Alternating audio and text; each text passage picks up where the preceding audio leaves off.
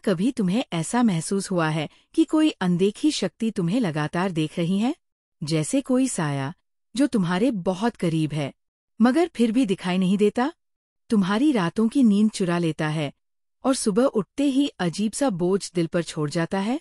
अगर तुम कर्क राशि से हो तो शायद तुम इस हफ्ते कुछ ऐसा ही महसूस करने वाले हो, कुछ ऐसा जो तुम्हारे भीतर से हिला देगा। 13 जुलाई से शुरू हो रहा ये सप्ताह तुम्हारे जीवन की गहराइयों में उतरने वाला है। ऐसा लगेगा जैसे कोई पुराना सपना, कोई भूली हुई बात या कोई अधूरी याद अब फिर से लौट आई है, मगर इस बार वो तुम्हें जवाब मांगने आई है। 14 जुलाई को घर के भीतर कोई छोटी सी बात बड़ी बहस का रूप ले सकती है। शब्द तलवार बनेंगे और भावनाएं जख्म। तुम खुद से पूछोगे, क्या वाकई मैं गलत हूँ या बस बहुत ज्यादा भावुक?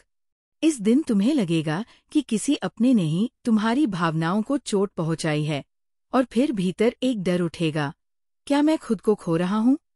लेकिन रुकना नहीं, क्योंकि यही दर्द तुम्हारे आत्मनिर्माण का पहला कदम है। फिर आता है 15 और 16 जुलाई, जब चंद्रमा और बृहस्पति की चाल तुम्हारी सोच को बदलने लगेगी।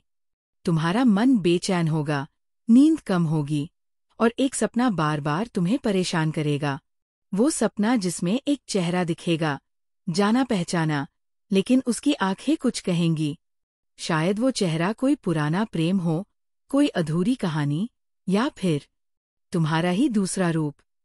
ये सपना सिर्फ सपना नहीं, एक चेतावनी है, इसे हल्के में मत लेना। 18 जुलाई को तुम्हारे जीवन में कोई पुरानी आत्मा लौटेगी, कोई ऐसा रिश्ता जो कभी अधूरा छूटा था। वो व्यक्ति अब कुछ नया नहीं, बल्कि कोई अधूरा वादा, कोई उधार लिया गया भाव या फिर कोई पछतावा लेकर वापस आएगा। तुम्हारे पास 2 रास्ते होंगे, या तो माफ कर दो और अपने भीतर के बोझ को हल्का कर लो, या फिर उस साए को अपने साथ जीने दो, हमेशा के लिए।